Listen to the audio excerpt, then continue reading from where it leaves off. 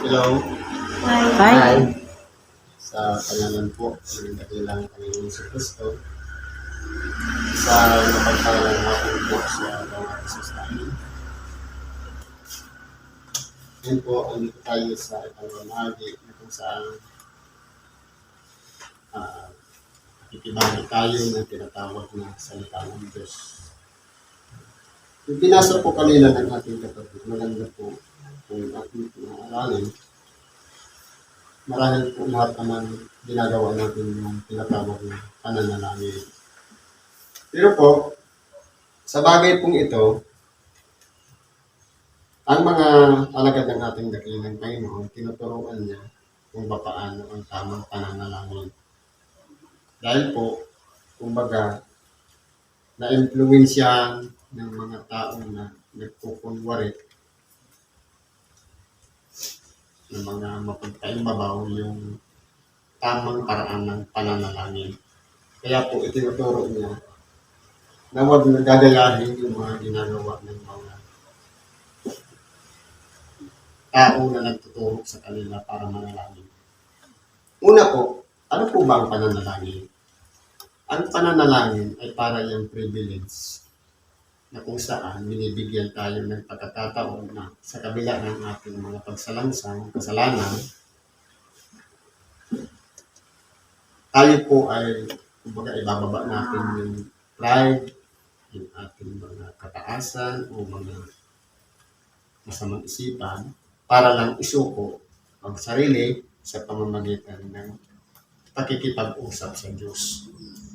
Ito po kasi yung paraan na to, na kung saan yung mga saloobin natin, nilalabas natin, at meron tayong pinatutungkulan kung kanino tayo humihingi. Walang iba, sabi dito, sa Diyos na makapangyarihan sa lahat. Ngayon, ano po ang nangyari? Sabi po doon, pagka kayo'y nagsisinalangin, ay huwag kayong gaya ng mapagpaimbabaw. Ang mapagpaimbabaw yung nalangin na kumbaga pinapakita sa mga tao na siya'y nananalangin, pero parang ano lang, palabas lang, wala sa puso, hindi nanggagaling sa puso ang paghingi. Kaya tinatawag na mapagpaimbabaw. Kumbaga, pakitang tao lang yung ginagawang panalangin, pero hindi siya seryoso sa kanyang sinasabi. Ang tawag po dyan, mapagpaimbabaw. Sabi sa English, hypocrites o hipokrito. Kaya po, dahil yun po ang mga tao na nakapaligid sa ating dakilang Panginoon, kaya po, ipinapaliwanag niya na huwag gagayahin yung mga pinagagawa ng mga hipokrito. Walang iba, yung eskribas, parisiyo, mga sadusiyo, mga tao na nakakaalam ng kasulatan, pero parang ang nangyari, parang drama lang yung ginagawa nila, hindi naman nakikita sa puso ang tunay na layunin ng pananalangin. Kaya po, sabi dito, iniibig nila ang magsidalangin ng patayo sa mga sinagoga, sa mga likuan o kung sila makita naman. Kung baga pinupronounce sila. Pinapakita nila na ini-expose ang sarili para makita ng maraming tao yung pinaggagawa nila na pananalangin. Pwede naman po mangyari yung kung halimbawa nagtuturo ng pamamaraan kung papaano ang makikipag-usap sa Diyos. Kung ang tuturuan, karapat-dapat na turuan. Sabi nga, ang mga bagay na banal, huwag ibigay sa baboy. Kaya, ang ating dakilang Panginoon, nagturo ng panalangin, pinili niya lang yung mga taong natuturuan niya kung papaano manalangin. Walang iba, exclusive lang yan doon sa kanyang mga alagad. At yung mga alagad, siyempre, mangangaral ng Ebanghelyo, at meron ding magsisisi at magbabalik loob sa Diyos. Sila naman yung tuturuan. Kumbaga, ipinapasa. Kaya po dito, tinuturoan tayo dito ng ating dakilang Panginoon na huwag sa pamamagitan ng pakitang tao ang pananalangin, na kumbaga sanay mag-lead sa mga likuang daan. Inabutan pa natin ng ngayon yung mga nagpo-posisyon na nalangin pagka mayroong mga kanto-kanto diyan, ginagawa pa rin po yan ngayon. Kundi ano po ang sabi dito? Tinanggap na nila ang sa kanila ay ganito. Kumbaga, yung kapurihan ng na ginagawa ng isang taong nananalangin na pakitang tao, tinanggap na yung nila dahil, kumbaga, sasabihin mo, buti ka si Brad, marunong manalangin. Yung kapurihan, tinanggap na. Ano po ang dapat natin gawin sa oras ng panalangin?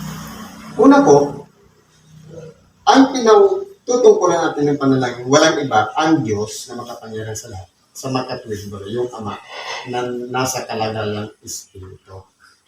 Kaya, dahil siya po, kahit hindi tayo magsalita, o hindi natin ibukas ang bibig sa pananalangin, nakikilala na ng Diyos ang ating mga kahilingan. Hindi pa nga pumasok sa puso natin o sa isip, natatalos ka ng Diyos ang mga kailangan natin. Bakit po? Kasi provider po siya eh. Kumbaga bago nga niya ginawa ang tao na mapagkailangan, lahat ng mga kailangan ng tao, ibinigay niya. Kumbaga, maganda yung preparasyon ng Diyos. Pero ang tao, mapagkailangan pa rin. Kaya po ang nangyayari, tinuturo sa atin na kung titingnan po natin, mahalaga ang tao sa harapan ng Diyos. Kaya bago niya ginawa, umilikha ang tao. Ginawa nila lahat ng kailangan ng tao. Kaya ang tao dapat mabubuhay na lang ayon sa kalooban ng Diyos. Pero dahil nga ngayon, kumbaga sa daigdigan natin ngayon, marami ang tao, ang pinanggagalingan ng mga pangangailangan kinakapos, kaya nagkakaroon ng mga pag-alala. Kumbaga, hindi na katanggap-tanggap yung sinasabi na pero ang Diyos ay provider. Pero po, kung iisipin natin, yung pagkaloob lang sa atin ng maliwanag na isip, pre-provide na po yan ng Diyos para makagawa tayo ng paraan kung paano ang pamamaraan ng ating paghahanap buhay. Dahil siya po ang nangunguna sa atin. Sabi po dito, at sa pananalangin nyo ay huwag kayong ninyong gamitin ang walang kabuluhan paulit-ulit. Ibig po palang sabihin, kapag tayo ay nakikipag-usap sa Diyos, minsan lang natin sasagutin. Dahil nga natatalos niya na. Hindi pa nagsasalita ang bibig, pumasok pa lang sa isip natin, o nararamdaman pa lang natin, natatalos na ng Diyos. Ganyan po siya ka-powerful. Kaya po, sabi nga sa isang bahagi ng kasulatan, at sa inyong mga idinadalangin at hiningi, magsisampalataya kayo na inyong tinanggap na at inyong tatanggapin. Totoo po. Kinakailangan sa pananalangin, huwag lang sa isip, huwag lang sa bibig, huwag lang sa pansariling kahilingan, kundi simple sakop na yung nakapaligid sa atin. Simple unang-una, yung pagpupuri sa Diyos. Yun po yung pinaka-importante.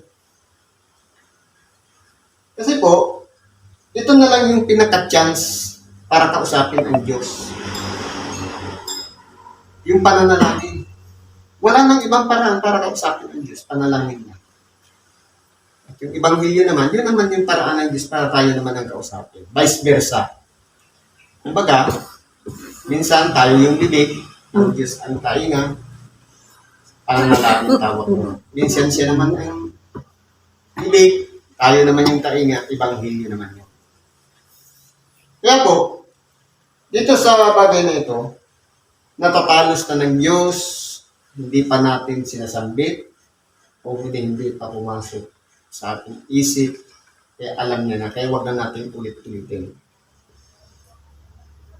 Dahil wala po tayong pinag-iba sa mga hindi nakakilala sa Diyos o tinatawag na mga hintil.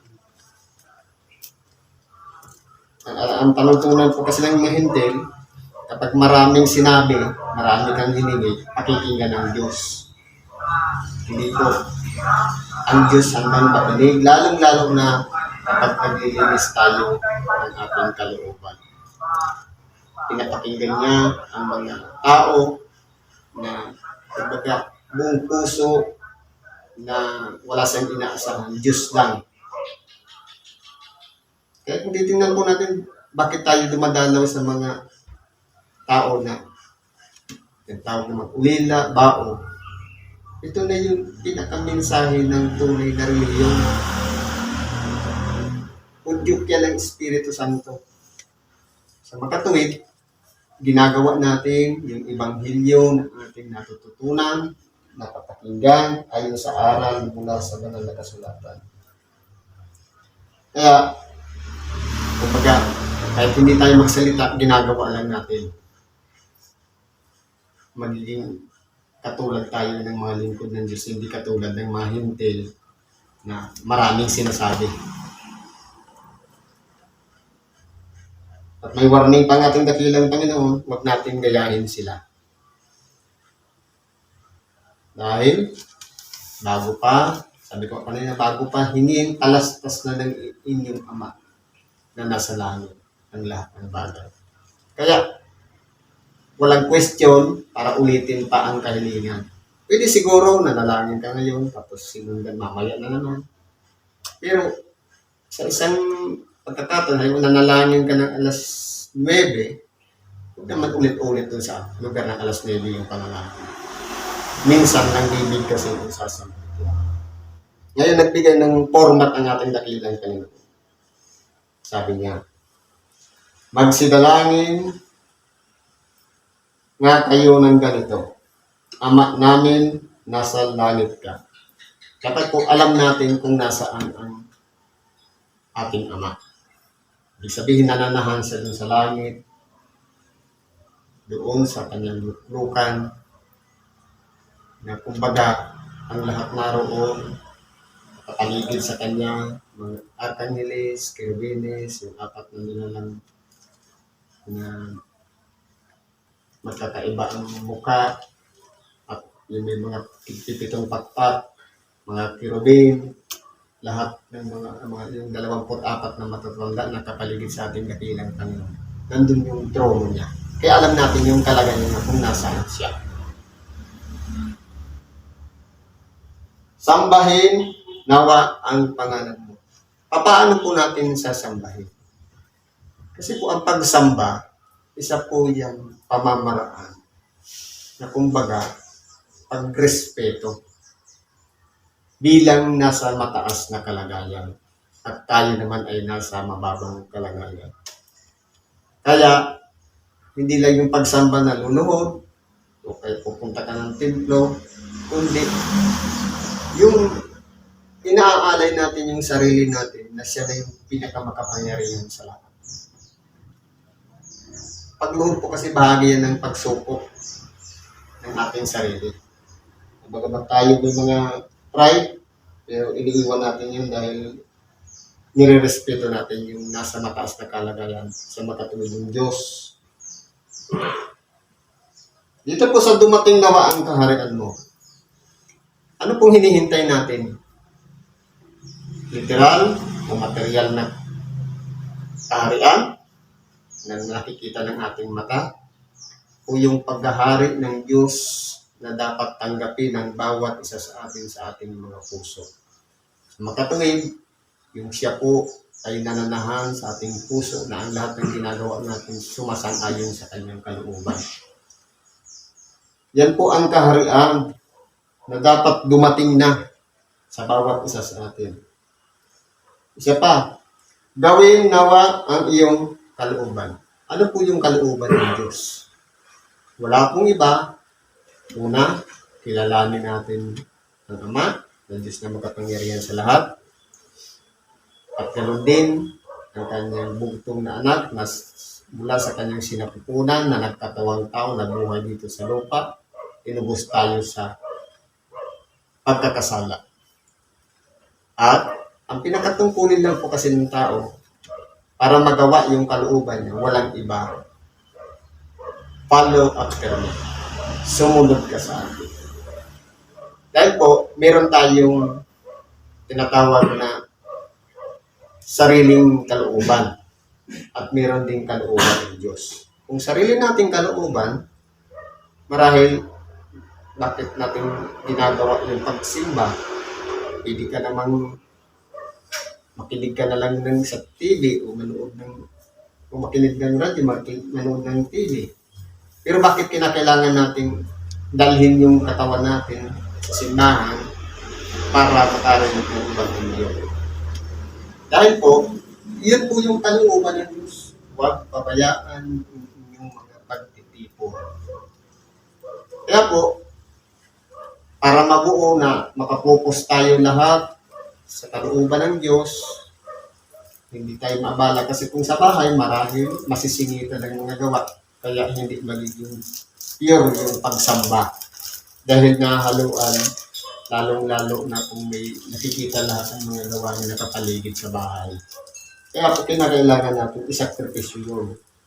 At yung katawan natin, dalhin natin sa simbahan para makarinig ng ibang. Ano kung sabi dito? Yung gawin yung kalooban, kung paano sa langit, hindi sa lupa. Kasi po yung kalooban ng Diyos, sa langit, wala po doon pasaway. Wala po doon nagreklamo. Kundi lahat sumusunod, mga anghel na nag-aawitan, araw-gabi. Tayo dito dahil nasa kalagayang lupa at tayo may katawang laman. Gustuhin man ang ating isip, ang ating puso, gawin ang kalooban ng Diyos, pero sagabal yung katawang laman. Ito yung hila-hila natin. Pero magagawa natin yan dahil mayroong Espiritu Santo na tagatulong sa atin para masunod natin yung kalooban niya. Kung tayo lang, natural na tao, hindi natin kaya magawa yun. Kaya nandiyan ang Espiritu Santo para yung taga-antabay o taga-gabay sa atin para masunod yung kalooban niya. Magiging parehas na rin ang pagsunod doon sa langit. Tayong mga tao dito sa lupa, masusunod din natin yung kalooban niya. Kung papaanong sa langit, gayon din sa lupa. Dapat duplication yung sa langit para magawa din sa lupa. Mauuna muna sa langit, tayo na masusunod. Sabi po dito, ito naman yung pangsariling kahilingan. Ibigay mo po sa amin ang aming kakanin sa araw-araw. Totoo po, hinihiling natin yan. Ang problema, ibinigay na nga. Pero nalilipasan naman ang gutom dahil sa kaabalahan. Minsan, nagkakasakit, kakaroon ng karamdaman. Dapat po, una, hiningi natin yan, pahalagahan natin, kainin natin. Ilagay natin yan sa pinakalagayan para mabusog tayo. Para makapansyon lahat ng mga lamang loob, pag-isip, bukan nasa kondisyon yung katawan. Magagawa na naman natin yung sunod na nakaprograma sa ating buhay kung ano gagawin. Kaya po, kung titingnan natin, pansariling kahilingan yan, pero kalimitan, hindi po na isusuki sa Diyos yung magpasalamat kapag naibigay na. Minsan, naibigay nga, nagreklamo pa. Ano mga pagkain? Diba, humihiling tayo ng pagkain. Binigyan nga tayo, may itim-itim pa yung bigas, galit pa doon sa nagbigay. Kaya po, kung titingnan natin, ang tao po talaga, ganun. Palagi pong hindi nauubusan ng reklamo. Ito po ang pinakamaganda sa lahat. At ipatawad mo sa amin ang aming mga utang o kaya kasalanan, gaya naman namin na nagpatawad sa mga may utang sa amin. Sinabi po kasing utang, kasalanan niya. Ngayon, sabi dito, tayo yung nagsasalita. Patawarin mo kami ng aming mga kasalanan. sa pagitan ng nagsasalita at ng Diyos. Pero, mayroon pang isang third party. Sabi natin, patawarin mo kami ng aming mga kasalanan. Gaya naman namin na nagpapatawad sa mga may sala sa amin. Yung mga nasa paligid natin naman, na kapwa-tao. Dapat po, una natin patawarin sila bago tayo patawarin ng Diyos. Ganyan po ang ibig sabihin. Patawarin mo kami ng aming, gaya naman namin na nagpatawad. Dapat po, yung ipagkakalob ng Diyos na pagpapatawad, depende po sa pagpapatawad natin. Kaya kung halimbawa, hindi pa, may natira pa, nakabigatan, hindi pa napatawad, hindi rin bubuuin ng Diyos ang pagpapatawad sa atin. Kasi gagayahin eh. Kung paano, kung 100% yung patawad natin, 100% din ang pagpapatawad na tatanggapin natin. Sabi mo po dito, at huwag mo kaming ihatid sa tukso, kundi iligtas mo kami sa masama. Isa rin pong kahilingan yan. Huwag ihatid sa tukso.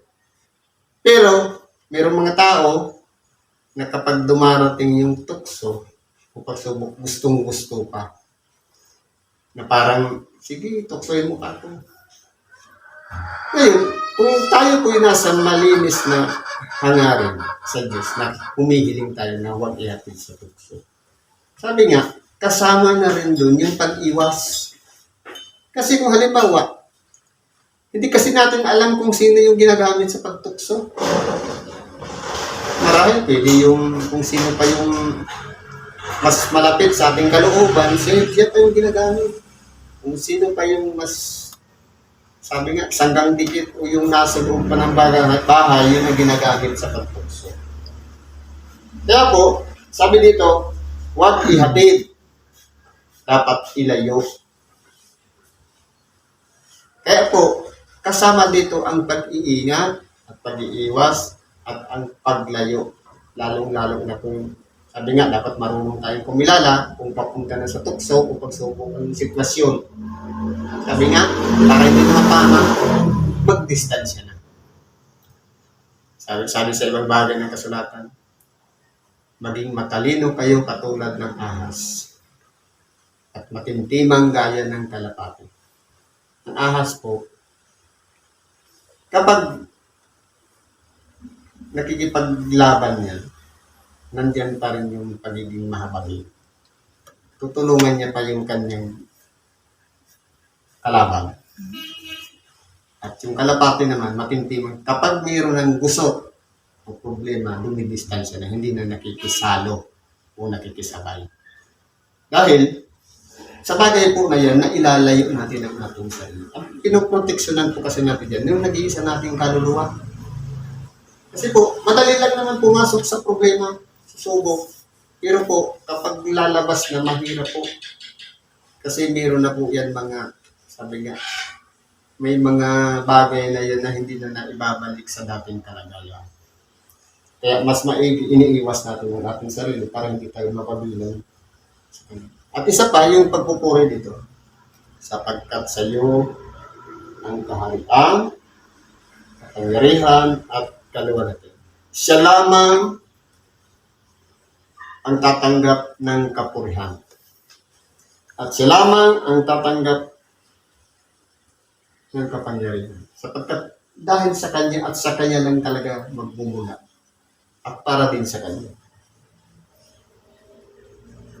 At ang ganoon din ang kaluwalhatian o kapurihan. Lahat ng yan ay sa Kanya. Meron pong warning dito. Sa sinabi kanina. Sapagkat kung ipatawad ninyo sa mga tao ang kanilang mga kasalanan, ay patatawarin naman kayo ng inyong Ama sa kalangitan. Kaya po yung sinabi ko kanina, unang-una tayong magpapatawad sa ating kapwa. Bago tayo patawarin. Requirements po yan.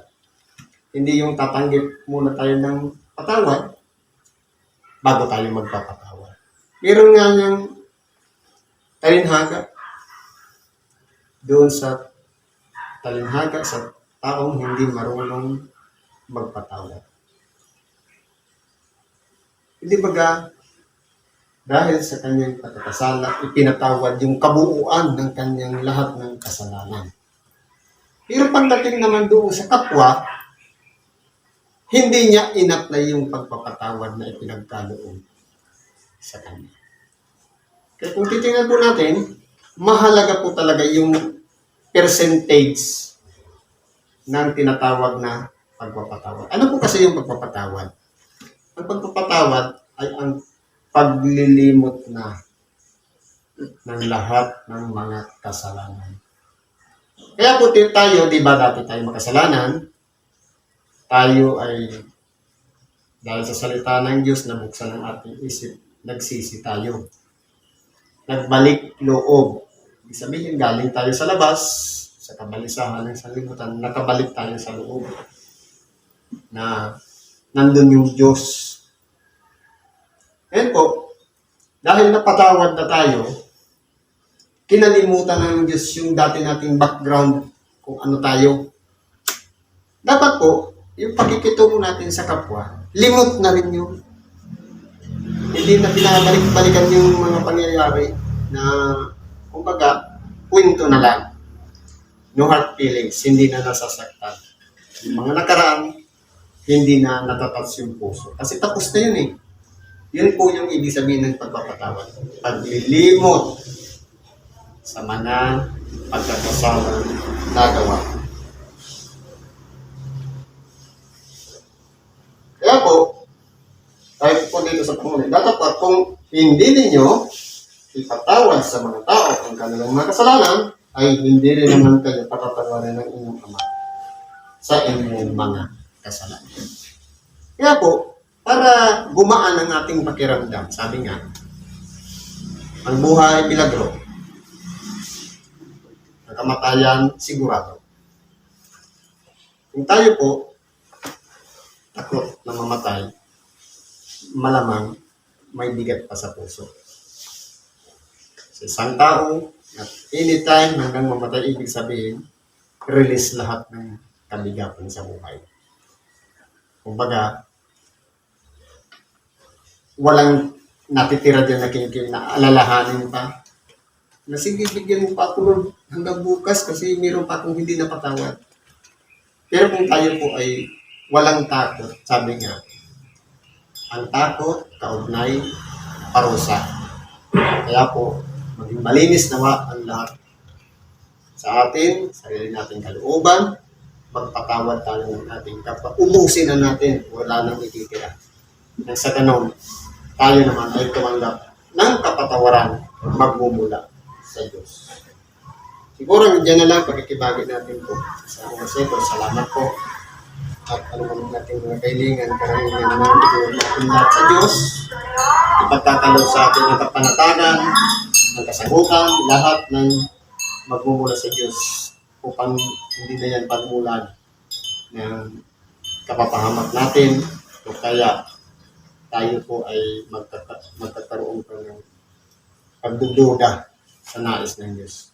Ipagkatiwala lahat natin sa Diyos at ipagkatalog niya lahat ng kasagutan sa ngalan ng dakilang mga Kristo. Salamat at pagpalain tayo sa araw.